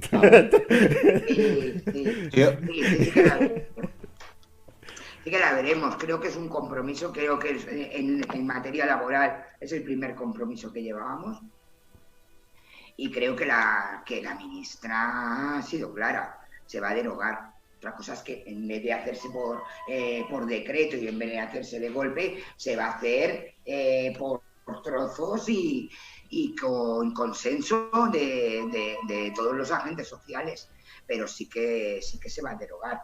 Y ahí, pues mira, igual que Jessica ha querido meter su chapa, quiero meter yo en materia laboral. Creo que bueno, una de las cosas con la crisis de las diferencias y que no podemos dejar que pase, que se tiene que diferenciar de esta materia laboral, es que en la crisis de 2008 salimos laboralmente hablando con la precarización, con un vuelco a peor, que fue cuando la famosa reforma laboral, y que se consolidó durante todos estos años y que todos hemos luchado muchísimo para que eso, y en ello todavía estamos, o para que no ocurra. Y creo que ahora tenemos que luchar y que se han puesto los medios para que esa precarización no, o revertirla, y que esto sea un antes y un después. Creo que hemos visto como los sectores más precarizados son los esenciales, cuando son las enfermeras, cuando son nuestros sanitarios, cuando son las personas de cuidados, cuando son las personas que están en los supermercados, cuando son los transportistas. Es decir, los sectores más precarizados son los que nos están sacando adelante en esa crisis, y creo que una de lo que tiene que hacer nuestro gobierno, y creo que nosotros como sociedad tenemos que estar ahí luchando, es para que esto deje de estar precarizado, deje de ser precarizado, y que esos sectores tengan la dignidad y los derechos laborales que le pertenecen. Ellos están hinchados de decirlo ahora, que no son héroes, que son profesionales, y que como profesionales esenciales de nuestra sociedad, y como decía Jessica, de servicios públicos esenciales, tienen que estar laboralmente, tienen que tener sus derechos, y laboralmente tienen que estar reconocidos. Y creo que eso es una de las cosas que en la otra gran crisis, que fue el 2008, aunque como habían dicho Jessica y los compañeros, no tiene nada que ver con esta crisis, fue una debacle y se precarizó hasta límites como nunca había estado los derechos laborales, y se consolidaron durante todos los años. Creo que ahora es una buena oportunidad para revertir eso, pero para eso tenemos que estar toda la sociedad empujando, que nunca más esté esa gente sola luchando sin que nadie los escuchara. Vale, como nos quedan 15 minutos, ¿qué pensabais cuando unos zumbaos pararon en la Gran Vía con los taxis y se empezó a liar la del pulpo Feira? O sea, ¿qué sentisteis? Pues yo no tenía tiempo ni de sentir nada, aquello fue la leche. Pero yo recuerdo, para mí, aparte de un amigo, es un gran referente, que es Rafa Mayoral, que vino allí a hacer una asamblea. Si miráis su Twitter, la foto que tiene es una foto de la asamblea que vino a Barcelona, cogió un AVE para hablarnos. Creo que es uno de los momentos que yo he vivido más emocionantes con él y de mi vida. Y los que hemos luchado en las calles y tal, fue increíble eso, fue increíble. Hay cosas que no puedo decir porque yo hablaba constantemente con políticos de mucha relevancia en la ciudad, de Cataluña, de España, y había algunos que me decían, joder, si pudiera estar yo ahí. Si pudiera estar yo ahí, yo estaría.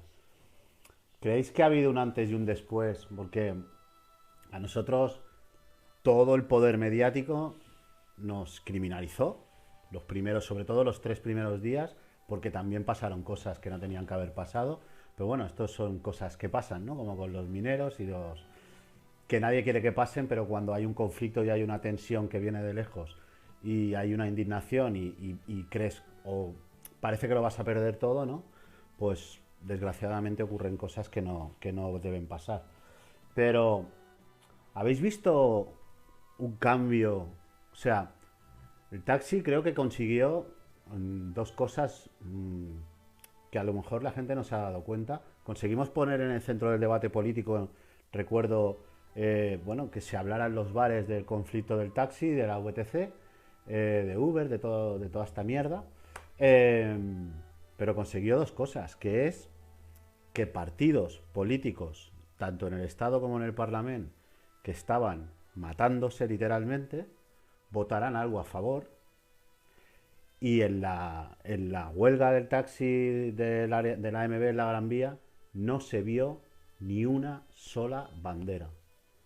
Creo que se demostró que se pueden poner los problemas por encima de todos, porque allá había gente hasta de Vox.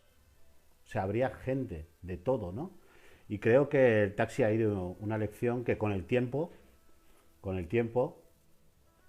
ya hay mucha gente que le dice, hay que hacer, si hiciéramos como los taxistas esto no pasaría, ¿no? Que eso sale solo, ¿no? Como los estibadores, otro sector de referencia.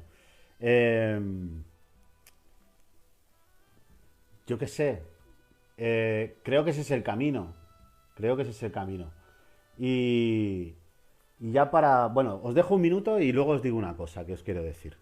A ver, Jessica, tiene, bueno, un minuto lo que te dé la gana. Conchi, que hace mucho rato que no habla. Pues Conchi, venga, despídete.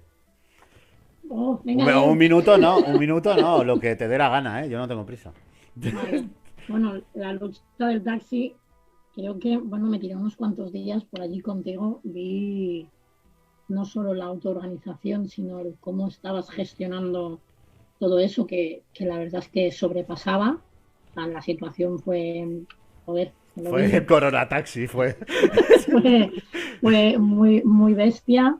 La asamblea aquella con Rafa se nos puso, yo creo que a todos los que estábamos allí los pelos de punta, y fue tremendo, pero creo que o sea, no debía haberse quedado solo en una parada de taxi, sino que eso debería de haberse hecho con todos los sectores que trabajan hoy en día. Es decir, que creo que hace mucho que no hacemos una huelga general y por eso cada vez se está precarizando más la vida, ya no solo por las reformas laborales, sino porque además han entrado muy fuerte ciertas plataformas y fondos buitres, déjamelo ahí, que están cada vez más utilizando a los trabajadores como si fueran esclavos, y eso no debe de pasar. Y creo que eso fue un principio de decir que independientemente a quién votes, el signo político, la bandera, independientemente de tu forma de pensar, te estaba realmente poniendo en peligro el dinero que entrabas tú en tu casa, y ya eso daba igual todo lo demás. Entonces yo creo que eso fue un ejemplo enorme, y que debería de seguir tirando para adelante. Yo quería cerrar, igual que las demás compañeras, con algo que sí que ha demostrado mucho y que no debemos de perder en todo este proceso del coronavirus. Y es ese trabajo comunitario que se ha estado haciendo día a día de entregar a gente que estaba haciendo en su casa mascarillas y entregándolas en sitios, esa red real que ha estado dando apoyo y llegando a sitios donde, pues, por desgracia, tanto por parte del gobierno como por parte del gobierno no se llega y no se va a llegar, y creo que eso no se debe de perder. Es imprescindible como sociedad que sigamos trabajando unidos y cooperando entre todas, porque al final la derecha y ciertos buitres y bancos y demás están encantados, igual que las grandes multinacionales, encantados de que cada uno vayamos por su lado. Y lo que ha puesto encima de la mesa toda esta situación es que es imprescindible y para sobrevivir el seguir trabajando mano a mano con todo el mundo, y que esas redes de solidaridad no acaben aquí, sigan mano a mano por lo mismo, porque por mucho que apretemos nosotros desde el gobierno y que se vaya, y es cierto que vamos a poner encima de la mesa muchos temas sociales y vamos a intentar no dejar a nadie atrás, no solo vamos a poder hacerlo como gobierno, no vamos a poder llegar a todo el mundo, y es imprescindible que la sociedad también se implique para poder llegar a todo el mundo. Y creo que ese tipo de situaciones no deben de acabar, y es imprescindible también como partidos, como colectivos, como movimientos, como sindicatos, como entidades, asociaciones, se fomente cada vez más el trabajo solidario y colaborador, porque si no, no somos nadie. O sea, es decir, como país acabamos desapareciendo. Y ha pasado con el sector de la música, que ha estado haciendo conciertos, es decir, que lo está haciendo todo de forma totalmente gratuita, pero que al final esa gente también come, también tiene que pagar la factura, también tiene que pagar su vivienda, y lo hace de forma voluntaria porque nos necesitamos como sociedad, que no quede ahí, que no todo se mantenga en base a la solidaridad, es decir, el gobierno tiene que poner su parte, pero sí que es cierto que esto lo pasamos todas juntas o no vamos a conseguir salir de toda esta situación. Y es imprescindible que esto lo tengamos como sociedad, ya no como partido, ya no como militantes, ya no como diputadas, sino como sociedad, que solo vamos a conseguir salir de esta juntas y colaborando mano a mano en todo lo que haga.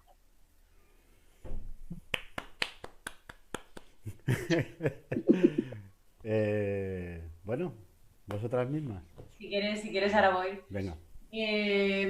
Solamente dos ideas para terminar. Yo creo que si hay algo que a mí me resulta especialmente interesante de la lucha que disteis con el taxi, es precisamente la idea que desde las instituciones solas no se puede, y de cómo la lucha social, la lucha política se tiene que dar en paralelo, desde las calles y desde las instituciones. Porque si no, ya te digo yo que ese tema no llega a la institución, y que un grupo parlamentario como el nuestro y a lo mejor un par de grupos más, sin nosotras sí, a lo mejor algunos también, pero sin la presión de las calles, nunca se hubiesen movido de posición, y vosotros y vosotras sabéis lo que costó conseguir ese acuerdo.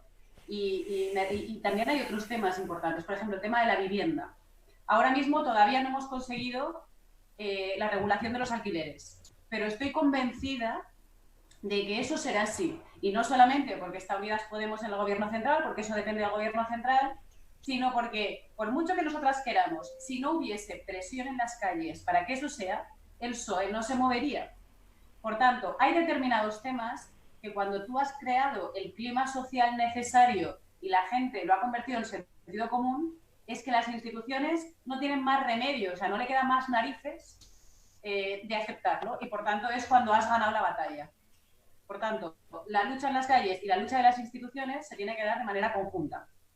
Esa es la primera. Y luego la última idea que quería decir, como ya he soltado antes mi rollo, es una idea muy sencilla. Es decir, el sistema actual no sirve, no funciona. No solamente se ha demostrado que deja a las personas en una situación de fragilidad y de vulnerabilidad tremenda, sino que estamos reventando el planeta, como he dicho antes. Por tanto, hay que buscar un nuevo sistema. Y a mí, yo creo que hay un tema y un concepto del cual todavía se habla poco, pero que creo que iremos hablando cada vez más, que es economía plural.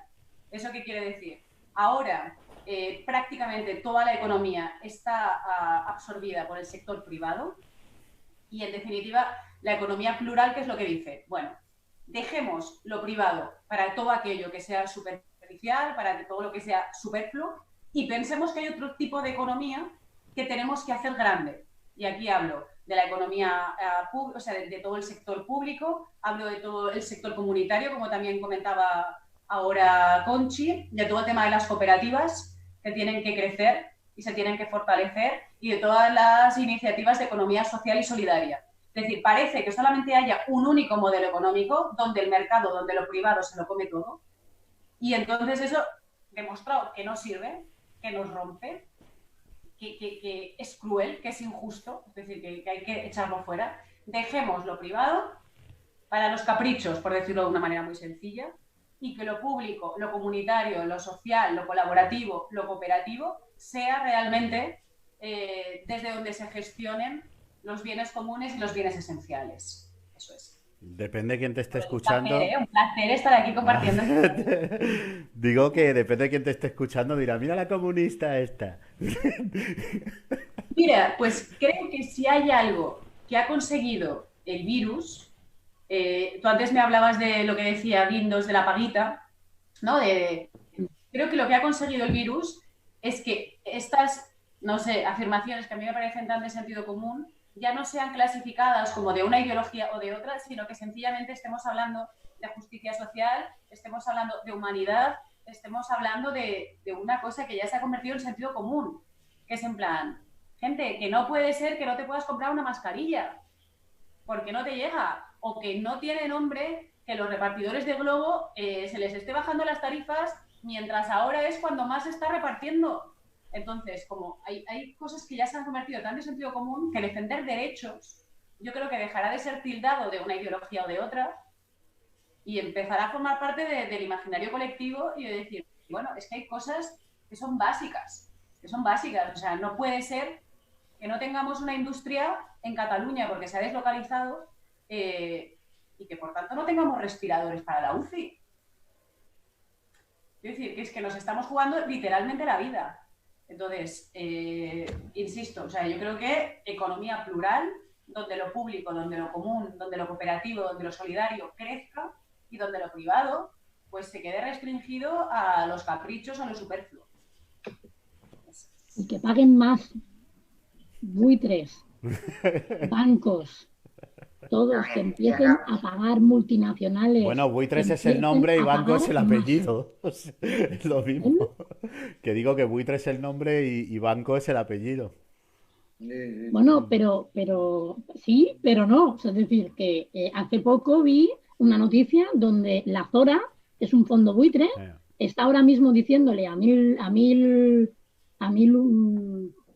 personas que están pagando su alquiler que les van a subir en plena pandemia casi el doble% del alquiler.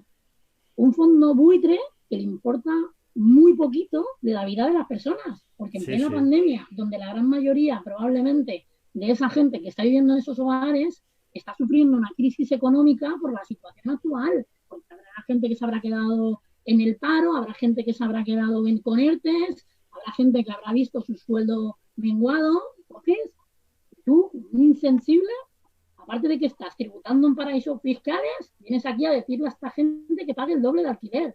Pues se ha acabado. Aquí ahora no va a pagar el doble, pero tú sí que lo vas a hacer. Y ya no vas a poder trabajar aquí si tributas fuera. No, que tributes aquí, que lo pagues aquí y que se empiecen a apretar el cinturón. Que son unos sinvergüenzas. Esta situación de precariedad que está viviendo la peña, están llenando los bolsillos de dinero. Habla bien, que eres una diputada. Perdón, pero da rabia. O sea, que ahora ya les toca apretarse el cinturón a cierta gente, que ahora los que más tienen, que sean los que mantengan todo esto. Y no en base a donaciones, como el señor Ortega, no.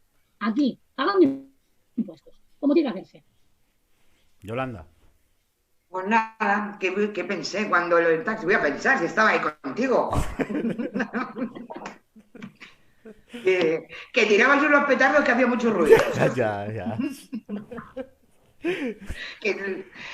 Bueno, creo que fue un antes y un después vuestra lucha. Creo que fue un antes y un después la paz. Creo que hay luchas que han marcado antes y después. Y una de esas es la vuestra. Otra es la lucha feminista. Es decir, grandes movilizaciones que han hecho visibilizar y que han hecho que toda la ciudadanía se siente identificada con esas reivindicaciones. Por eso digo que hay un antes y un después con vuestra lucha, y un antes y después con la de la paz y con la de los estibadores. Hay un antes y después en bastantes luchas, pero todavía quedan, todavía nos quedan. Creo que en esta, ya creo que lo han dicho todo las compañeras, creo que lo que sí se ha visto, las carencias que se han visto en nuestro país y que han reflejado ha sido que no se puede privatizar los servicios esenciales, que no se puede privatizar lo público, que no puede todo basarse en lo económico, que tiene que basarse en la calidad, que no se puede desindustrializar un país. Que está muy bonito, que era muy bonito esto del turismo y que lo sigue siendo ese 20%, pero que es muy importante tener industria en un país, que eso le hace, que nos hace fuerte. Y bueno, que hemos visto que pese a todo, el ser humano es maravilloso. a ver, me ha quedado ahora mismo de Aquarius, ¿no? De algo así, pero es así. Yo creo que hemos visto gente cosiendo mascarillas, que hemos visto como incluso la SEAT, como sindicatos, como trabajadores, como se juntaban con directivos y acordaban pues hacer los respiradores, como que había ingenieros que con las maquinitas estas 3D se ponían a hacer las mascarillas estas de plástico. Creo que esta crisis del coronavirus, si hay algo que ha dejado, que ha destapado, y no lo voy a hacer en negativo, es decir, que creo que hemos hablado todos aquí de lo que ha destapado con las residencias, con toda la parte negativa, también ha destacado una parte positiva, que es la parte humana y lo grande que podemos ser y demostrar que cuando nos tocan a uno, nos tocan a todos, y creo que eso es lo que se ha demostrado en esta crisis, y que no debemos de perder.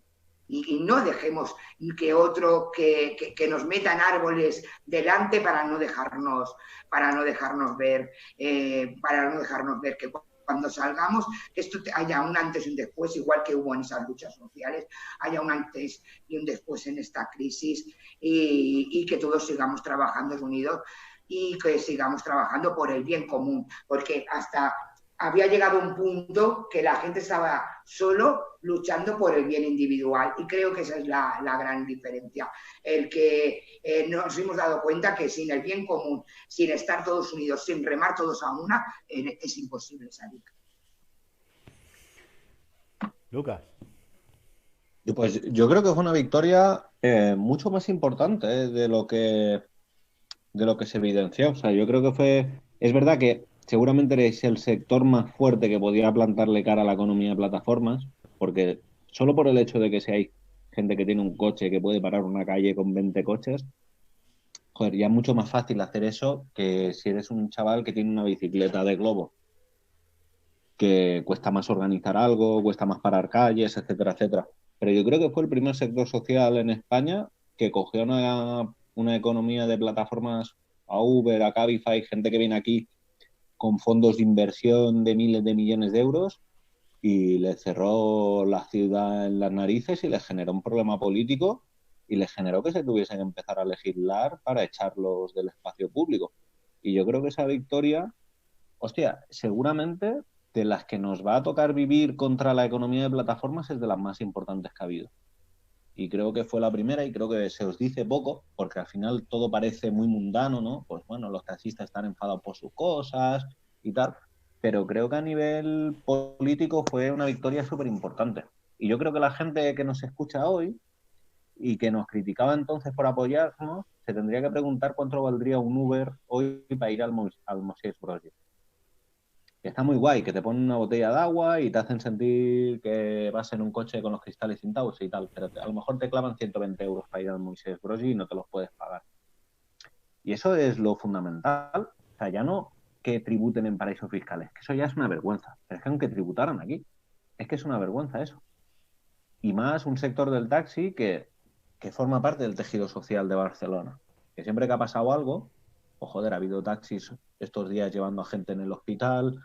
Cuando hubo el atentado en las Ramblas, los taxistas llevando gratis a la gente, etcétera, etcétera. Eso una empresa no te lo va a hacer. Están los estibadores dando el dinero que les tocaba a ellos por descargar material sanitario en el puerto de Barcelona, donándolo a los hospitales públicos de este país. Eso una economía de plataforma no te lo va a hacer. Está la gente de Globo, que les han bajado la tarifa por reparto de 2,5 euros a 1 euro en un momento en que es evidente que el reparto domiciliario es importante para mucha gente, y se lo están haciendo en la cara. Y esa es la sociedad hacia la que íbamos, al menos hasta el momento que yo creo que vosotros os plantasteis y empezasteis a acotar el terreno, y eso es importante y se os reconoce poco, pero creo que hoy el momento que nos tocaría vivir hoy sería peor si hubieseis perdido la batalla que ganasteis en su momento. A pesar que estas batallas se ganan y luego tienes la sensación de que las medio pierdes porque sigues viendo de tanto en cuanto un Uber, un no sé qué. Como todo. pero si el sector del taxi quiebra en ese momento porque nadie les pone freno, yo creo que estaríamos hoy mucho peor y que la gente debiera ser consciente de eso. Y también de que hay que revisar valores. Yo que me acuerdo cuando nos apoyábamos, que la gente me decía, pues yo una vez cogí un taxi y no me cayó bien el Esos son de taxista. derecha, son de derecha. Y era en plan, yo es que alucinaba porque pensaba, lo primero, hay gente que cuando hablas con taxistas, la de taxistas que te cuentan anécdotas de gente que te sube al taxi con unas actitudes que no son normal, que no son de valorar a la gente que trabaja. Cuando yo era pequeño, yo había cogido muy pocos taxis en mi vida. Cuando yo era pequeño, el taxi, al señor que llevaba el taxi se le llamaba señor taxista, porque era una persona que estaba trabajando en su horario laboral. Yo creo que nos habíamos ennubilado mucho también de no valorar a la gente que trabaja y que hoy la vemos trabajar, hoy vemos a la gente que está barriendo las calles y les aplaudimos, vemos a la gente que está en los hospitales y les aplaudimos, vemos, no sé, a tantos sectores sociales que están hoy trabajando mientras nosotros estamos en casa y valoramos el trabajo de esa gente. Y yo creo que nos habíamos ennubilado mucho en un país que había ido desmantelando todo el empleo manual de la gente que trabaja, ¿no?, con las manos, construyendo cositas, barriendo cosas, conduciendo un coche. Y que vamos a tener que volver a eso. Que lo fundamental de este país va a ser crear trabajo. Fíjate, ayer le decía un tuit, y con esto ya acabo, de un trabajador del SEPER, del Servicio de Empleo, que se estuvieron hasta las 12:30 de la noche ayer tramitando prestaciones de desempleo para que la gente pudiese cobrar a finales de abril, principios de mayo y no el 10 de mayo. Pues esta gente durante muchos años ha tenido que soportar que les dijesen que les bajaban el sueldo, que les recortaban el número de trabajadores porque eran unos vagos, porque los trabajadores públicos de este país son unos vagos. Igual que a los médicos de este país se les ha recortado el salario y se ha recortado el número de médicos durante años. Y no solo eso, sino que se hacía con un discurso que para legitimar todo eso había que despreciar a la gente que trabaja cada día para levantar este país. Y yo creo que una de las cosas que va a cambiar en este país es que se va a volver a apreciar y a reapreciar a la gente que trabaja para sostener los servicios públicos en este país y para sostener el trabajo en este país. Y que yo me alegro de que eso pueda pasar, porque con la economía de plataformas, con todas estas cosas que te dicen que son el futuro y que lo único que tienen de futurista es que te revientan los acuerdos laborales de años y años de haberlos construido, y con la ofensiva de recortes que hubo en el sector público, creo que había mucho desprecio al trabajo.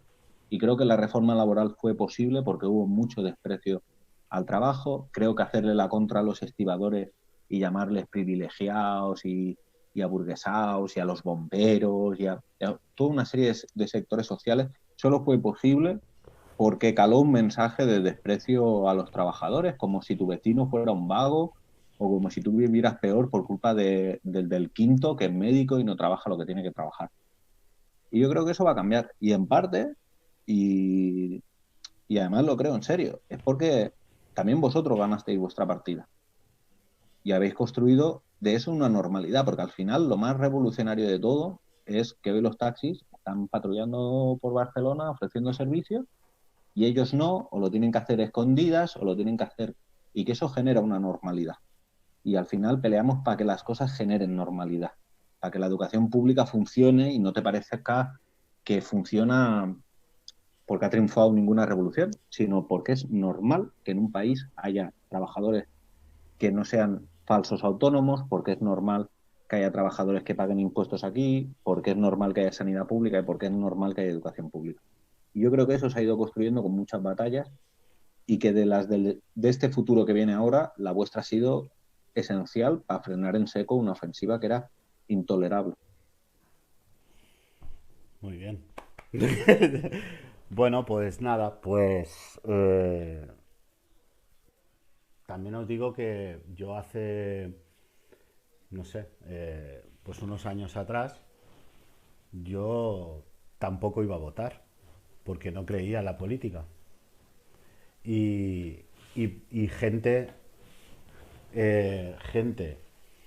desde que conozco gente que está dentro de las instituciones y trabaja para la gente, he vuelto a creer en la política.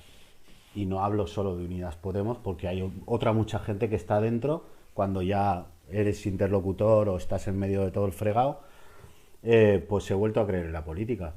Y a mí me gustaría dar valor al trabajo que hacéis. Porque aunque muchos digan, no, igual que a nosotros no nos gusta que nos ponga la etiqueta y nos digan los taxistas y ya tengamos una etiqueta, como siempre hemos tenido, a mí tampoco me gusta cuando conozco políticos, pues que son gente normal, que está haciendo, son parte del engranaje para cambiar las cosas, pues creo que hay que ponerlo en valor y reconocéroslo. Entonces, creo que esto hay que decirlo y es necesario y es honesto, porque si la lucha del taxi, sin gente en las instituciones, pues como vosotras y tú,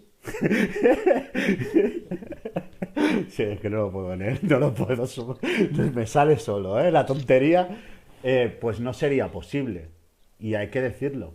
A mí me hace gracia cuando dicen, Tito, no mezcles el taxi con la política.